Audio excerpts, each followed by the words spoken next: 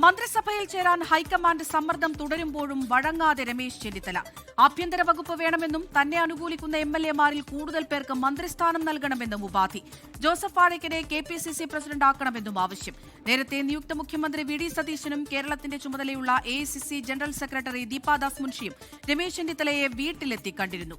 റിനു ശ്രീധർ തിരുവനന്തപുരത്ത് നിന്ന് വിവരങ്ങൾ നൽകാനായി ചേരുന്നുണ്ട്. റിനു, ഒരു മഞ്ഞുരുക്കം ഉണ്ടായി എന്നൊക്കെ നമ്മൾ കരുതിയതാണ്. എന്തൊക്കെ കാര്യങ്ങൾ, എന്തൊക്കെ ഉപാധികൾ രമേശ് ചെന്നിത്തല മുന്നോട്ട് വെക്കുന്നുണ്ട്?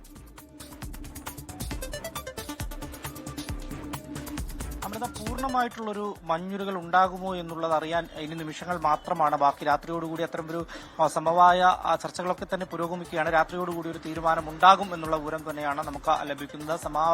സമവായ ചർച്ച തുടരുകയാണ്. നേതാക്കൾ അടക്കം എത്തി, സംസ്ഥാനത്തെ അതുപോലെ തന്നെ ദേശീയ നേതാക്കൾ അടക്കം എത്തി രമേശ് ചെന്നിത്തലയുമായി സംസാരിക്കുകയാണ്. ഉച്ചയോടുകൂടിയാണ് ദീപാദാസ് മുൻഷി AICCയുടെ ജനറൽ സെക്രട്ടറി, കേരളത്തിന്റെ ചുമതലയുള്ള ജനറൽ സെക്രട്ടറിയാണ് എത്തി രമേശ് ചെന്നിത്തലയുമായി സംസാരിച്ചിരുന്നു എന്നുള്ളതാണ് നമുക്ക് കാണാൻ വേണ്ടി കഴിഞ്ഞത്. ഒപ്പം ബെന്നി ബെഹനാൻ അടക്കമുള്ള നേതാക്കൾ രമേശ് ചെന്നിത്തലയുമായി കൂടിക്കാഴ്ച നടത്തി. പക്ഷേ ഈ മന്ത്രിസഭയിലേക്ക് അദ്ദേഹം ഉണ്ടാകുമെന്നുള്ള വിവരമൊക്കെ തന്നെ വരുന്നുണ്ട്. പക്ഷേ ആഭ്യന്തരമന്ത്രി സ്ഥാനം ലഭിച്ചില്ലെങ്കിൽ മന്ത്രിസഭയിലേക്ക് ഇല്ല എന്നുള്ള ഒരൊറ്റ തീരുമാനത്തിൽ രമേശ് ചെന്നിത്തല മുന്നോട്ട് പോകുന്ന ഒരു സാഹചര്യമാണ് ഉള്ളത്. ഇപ്പോഴും നേതാക്കൾ അദ്ദേഹത്തിന്റെ വസതിയിലേക്ക് എത്തി കൂടിക്കാഴ്ച നടത്തുന്ന ഒരു സാഹചര്യമാണ് നമ്മൾ കാണുന്നത്. ഒരു തരത്തിലുള്ള ഒരു മഞ്ഞുരുക്കവും അദ്ദേഹത്തിന്റെ ഭാഗത്ത് നിന്ന് നിലവിൽ ഉണ്ടായിട്ടില്ല എന്നുള്ളതാണ്. വരും സമയങ്ങളിൽ അതുണ്ടാകും എന്നുള്ളതാണ്. ആഭ്യന്തര വകുപ്പ് വേണം എന്നുള്ള ഒരൊറ്റ വാശിയിൽ തന്നെയാണ്. ഒപ്പം ജോസഫ് വാഴയ്ക്കനെ സംസ്ഥാന KPCCയുടെ അധ്യക്ഷനായിട്ട് നിയോഗിക്കണമെന്നുള്ള ആവശ്യം അദ്ദേഹം ഉന്നയിച്ചിട്ടുണ്ട്. ഒപ്പം മന്ത്രിസഭയിൽ മറ്റു പ്രാതിനിധ്യങ്ങളും അദ്ദേഹത്തിന്റെ ഒപ്പമുള്ളവർക്ക് MLA-മാർക്ക് ആവശ്യപ്പെട്ടിട്ടുണ്ട് എന്നുള്ള വിവരമാണ് നമുക്ക് ലഭിക്കുന്നത്. അത്തരത്തിൽ ഏതെങ്കിലും തരത്തിലുള്ള ഒരു തീരുമാനം, അതായത് ആഭ്യന്തര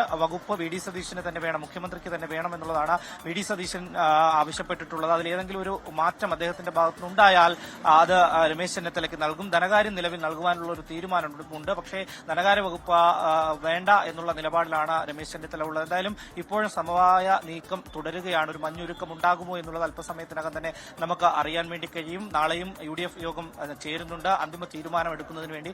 അതിനു മുന്നോടിയായി നേതാക്കൾ ഇടപെട്ട് ഒരു സമവായത്തിലേക്ക് എത്തിക്കും എന്നുള്ളത് തന്നെയാണ് നമുക്ക് ലഭ്യമാകുന്ന വിവരം. അമൃത,